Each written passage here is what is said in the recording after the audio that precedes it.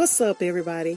Welcome to another episode of Unmute with Dria Houston, where I talk all things business. Today's episode is going to be about trends. I really want to define it for you. I want to give you some trends that are trending right now for 2021 as far as business goes. And then I want to help you understand which trends might be good for your business.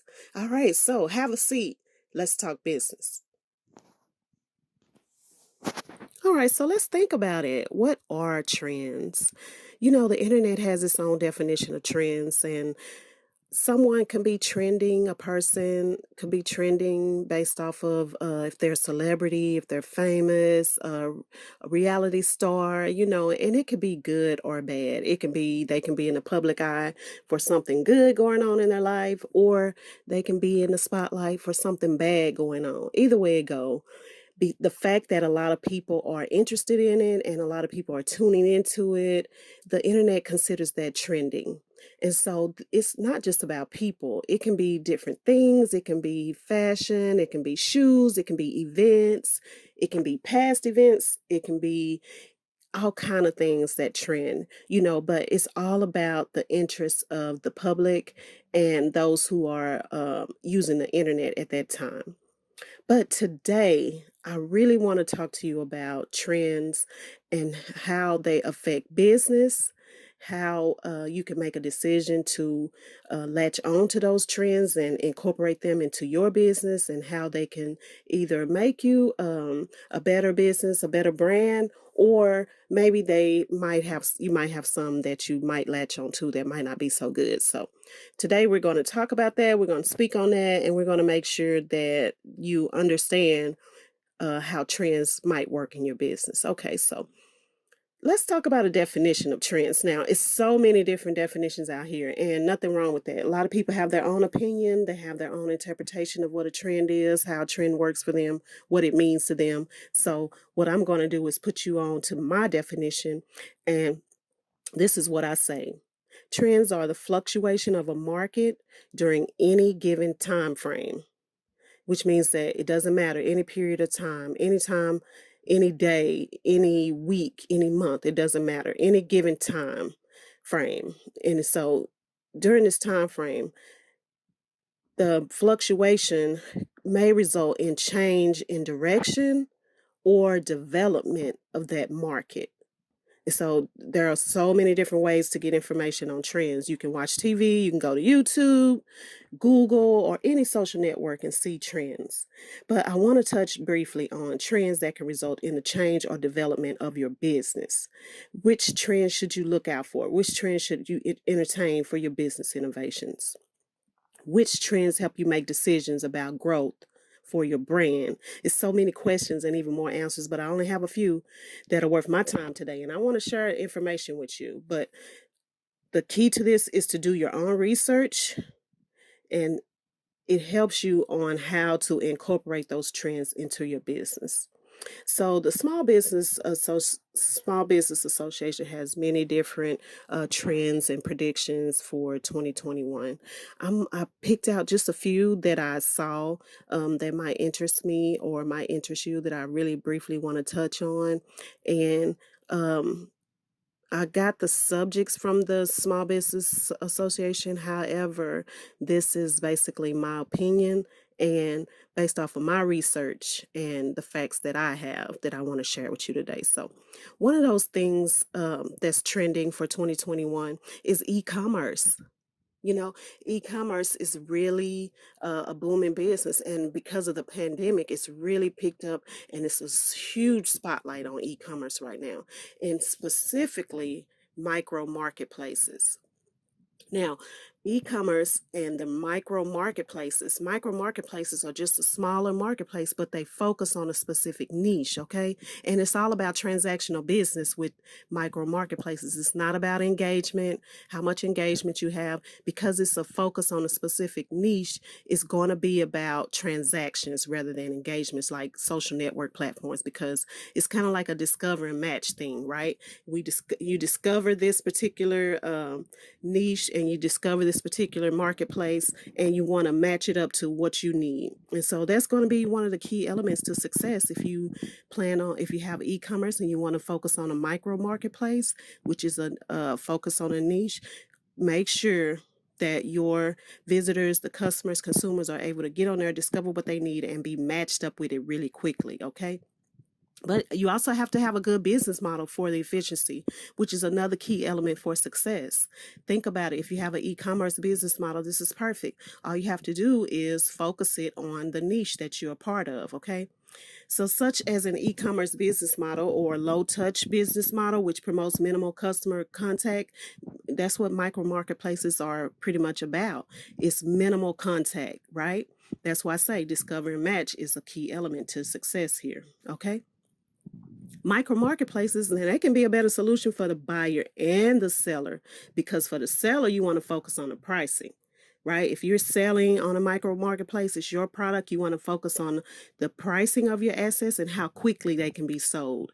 As for the buyer, what you want to do is you want to do your own research and be sure that trust is a part of business for these micro marketplaces, and that the system of trust is actually active and functioning, because it is a focus on a niche. It's not really a broad market. It's not really a broad target. It has a specific focus, and trust definitely has to be a part of that, because when these consumers visit these micro marketplaces, they're looking for something in particular. And you have to understand that if if I already know what I want and I'm looking for something particular, then I have to be able to trust that this is the product that I want and that you're matched up with me good. So be sure that the system of trust is active and functioning, okay? Micro marketplaces, because they have a focus on a niche, is built and designed for that niche. For example, Studio Time is a platform where you can rent the music studio online. This is great because, like I said, it's a focus on a niche. And if you're an artist, or if you have a podcast or any kind of recording that you need, this micro marketplace Studio Time is perfect for those of y'all. And it's good for those who own the studios and also for the artists, like I said, because you can book on Studio Time. You can book you can book studio time in your local area and say that you're an artist and you're traveling and you're not able to take your studio with you. You can also book studios online that are in other cities around the country and everything. So Studio Time is a perfect marketplace, micro marketplace, and it's designed specifically for, those who want to book studio time. And the good part that I like about this is the fact that they allow the studio owners to join for free, and then you can upload your studio and your benefits, such as a lot of these studios offer benefits with that. They offer editing, producing. It is a fee attached to it. However, they do have different parts of this that might be free and beneficial to you. But try to invest in yourself as an artist when it comes to studio time. Use them and find a good studio that's a good match. I also like this because it's due diligence done. You get to review the studio also gets to review you, but the best part about it is that Studio Time also does a review on the owners of the studios before they even let them become members of that platform. So this is really good because the trust factor is there. It's active and it's functioning. Studio Time, great micro marketplace. Now, the benefits of a micro marketplace are being able to start small and then scale. This is great for those of you who have a small budget or who aren't just trying to just go out and just blast real big. If you're trying to grow your business, you want to start small, think about a micro marketplace. Think about your niche and develop a micro marketplace. Also, you can build a micro marketplace with no code, which is how small businesses will evolve in the tech world, okay? No code is really trending, and it's another thing that I'm going to speak on right now in a few minutes. But think about it. If you want to start small and then scale, a micro marketplace with a focus on your niche is perfect for you. And think about no code, because this is how small businesses are going to evolve in the tech world. Be aware, though, of misconceptions of micro marketplaces. Be aware of them, people saying that they're faster with the transactions. That's why I say do your own research. Now, no code is a DIY avenue, right? It's a do-it-yourself avenue, and a lot of people are going here because they aren't familiar with code. A lot of people might not have went to computer school and learned all of this coding, and now it's so easy to get information, get resources where you can develop your skills in no code, right? And this is an avenue. It's an avenue that is taking the tech world into a new decade of entrepreneurs, right? Having no code, having the ability to develop apps and different things with no code. This is going to be a booming business. This is going to be booming in the tech world in this new decade to come, in this 2020, the 2020 decades. All right. It's because businesses, brands, and individuals, they're going to have a competitive advantage. And that advantage is going to boost their ability to build and change their digital footprints. A lot of people are focused on their digital footprints now, and it's not just because of the pandemic. I believe it was actually headed in that direction. It just wasn't as many people focused on it, and now because of the pandemic, a lot of people are focusing on how they can build their businesses and how they can build their brands and change the digital footprint without involving a third party or so many other people to do these things for them, which means that they're going to be able to put their own touch on it. Things are going to be unique. You're going to see things that are different. These digital footprints with no code, blogs, online stores, games, marketplaces, like these micro marketplaces, apps, and a lot of much more things can be built with no code. So this is another place you want to start small, though, if you're inexperienced. So keep that in mind. Now, a few no-code platforms that I checked into, I did some research on. Card.co is a platform that offers free access to building a one-page site for anything. This is good. A lot of people might not want a huge site that's like 3-4 pages. You might just need a site that's one page that'll get your point across, get your creativity out there, get your brand out there where people will have some place to find you digitally online. Card.co, perfect for that. Pori.io is also a no-code platform, and this platform is great because it allows you to launch sites faster with zero maintenance, okay? And that's very important for a lot of people because a lot of people want to have maybe if you have a one-page site, you figure you don't need a lot of maintenance. And these types of platforms with no code are definitely great for you if you're starting small and you want zero maintenance. And you can also pay here monthly. You can pay monthly or annually. This is great. And so with so much assistance available to help you along the process, and once you're up and running, this is what they're offering. When you're up and running, they have a lot of assistance for you to help you through the process. So also, I want you to consider a workflow solution, which is definitely a trend now. You're seeing more commercials on TV and online about workflow solutions. I see a lot of stuff on LinkedIn as well. Consider a workflow solution platform such as Airtable. It's a few different ones out here, but I did some good research looking into airtable.com. They're great for marketplaces and apps because they assist you in building your database on their platform. You will get the assistance that you need to build your database on their platform.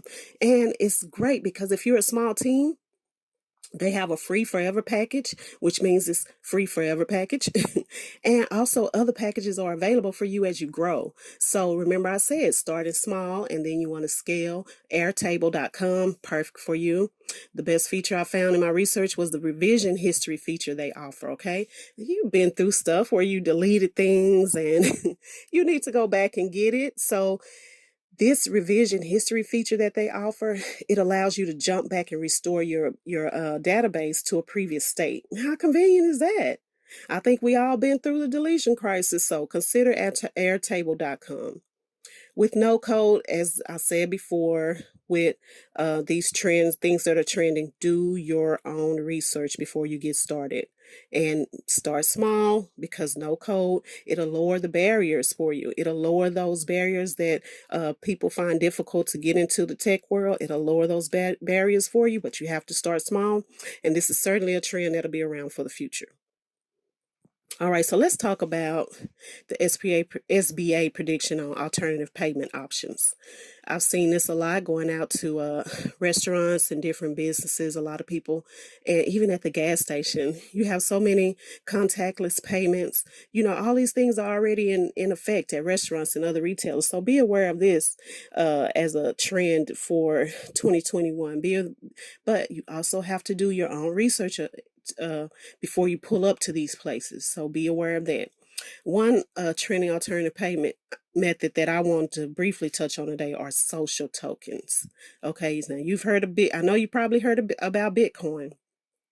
Well, this is like a distant relative of that, but like a third or fourth cousin. That one that you still trying to figure out how they related to you. But anyway, social tokens. With social tokens, expect more mainstream players in the near future, according to Forefront News. A lot of people, creatives, they want to get paid for their work. But they want more. They want to be compensated more. So they started creating communities and different things. And it's not like investors can get into this. You have to be in actual communities to actually earn these social tokens. Some people are giving them away, and the way that it works, it's like a digital asset, right? And it's backed by merely just the reputation of the individuals and the brands in their communities that they put into play. But it's a thing that they using because the creators want to receive more equitable pay, and they want to develop a deeper relationship to their audience and the communities. So look out for social tokens, okay? With social tokens, a brand, it can get exclusive access to goods, services. Some of these communities are gated communities, like certain residential areas you can't access because it's gated. It's gated and it's exclusively not always necessarily safe. But keep in mind that creators are using these tokens and these social tokens, and what they're doing is they're giving purchasers of the tokens. When you buy a token, you get the right to future income for that creative. So these communities are not just forming around culture and content. They're personal communities. They're like music, art, gaming, legal communities, adult communities, and it's so much more, that dip into these social tokens. But again, as I mentioned before, do your own research so that you can also see how securities laws treat social tokens, just like how you can try to figure out how security laws treat Bitcoin. A lot of these things have limited regulation, and sometimes they're not so easy to get into or whatever. But I've been hearing about a lot of people actually creating their own social tokens. So do your research. Do your research. And if you develop your own social token, if you can't get into some of these communities, develop your own and be a rock star. Okay? So, in my closing, right, I want to speak on just a few more trends, and then I'll be done. So, virtual services. Virtual services are definitely trends to look out for in 2021. I use this for my clients because of convenience. And so also if you're in the fitness or the health industry, this trend will certainly help you grow your business, because you might not always have access to people that are locally, but however, if you have a following and you have people that are maybe outside of your city, in another city, or even in another country, even if global, virtual services are great. So look into ways to reach new target markets with virtual services as well, because you as a fitness person, it's so many different avenues you can take. And it's not just about, okay, let's turn this on, let's turn YouTube on, record a video of working out. It's so many different aspects of fitness and health. So try to reach into that market, tap into a different market, and this will also help you grow your business, your brand, as you're tapping into the trend of virtual services. Okay. Also, real estate trends. Real estate is booming right now, and real estate trends are developing because the market is boom with so much traveling going on. People stepping away from traditional hotel stay. People want to stay into when they go out of town into another city or a state or whatever. They want to stay in something that's so close to home. So consider tapping into Airbnb, how, if you're an agent now, find ways to tap into travelers and how homes can benefit them. And you know what, this can be a side gig for you, but however, some of these real estate trends that are going on, do your research on them, and I guarantee you, you will find something where you can tap into a new market and be able to expand your business with real estate trends. Okay. Social media spending, it's also a rising trend. A lot of people are doing their own thing. They're trying to get their brand out there. They're trying to get noticed. They're trying to get attention, bring awareness. The social media spending is at a high. And so this is definitely a rising trend. People tend to focus on this more now than usual. And I believe it is because of the pandemic. However, I believe it was actually headed in that direction already. The pandemic kind of boosted it because people were at home and they were feeling themselves. They were, getting themselves together. So the key here, though, is to be aware of where your target audience is. If you're going to do social media spending, be sure that your audience is there. Don't spend money on a platform where people aren't interested in what you're selling. Okay? Don't spend money on a platform where people aren't interested in what you're selling. Also, have a truly focused method on social media platforms, okay? I can help you with this. If you need help with this, please reach out to my agency, www.eventsity.com. Go on there and sign up for a consultation. We will help you put together a social media campaign that'll be beneficial for your business, and we'll be able to make sure that your target audience is there. The final trend is federal laws now being put into place. And these federal laws are more helpful to small business owners. Okay, they're giving out so many grants and stuff. They're creating so many different things to help push small business owners and entrepreneurs. So I want you to visit the Department of Labor website, www.dol.gov. Okay, get more information on these laws and how you can look into these federal grants that you can apply for, and these things will help assist you with, financial rewards for your business. This is trending right now. The federal government, the city, state, they are looking into this. They are really trying because they understand that small businesses are going to help push the economy. So take advantage of that, okay? I hope that you really enjoy what I said today. I hope that the information is useful to you. When it comes to your business, think about the more trending things that are deep and not those things that are shallow. I understand different things can be trending in different markets or different industries. Latch on to those things that aren't so shallow, those things that will take flight, and those things that will help your business take flight. So trends come and go, and you have to take that into consideration. If you don't have a focus on what trends you want to entertain, then your business may come and go as well. So do your own research. And like I said before, if you need help, please reach out to me, www.eventsity.com.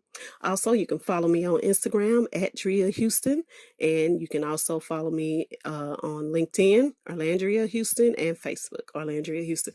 Thank you all for tuning in to Unmute with Dria Houston. It's been about a week or two since I've been able to get with you. I've been working with different clients, so I'm happy to be back and share this information about trends with you.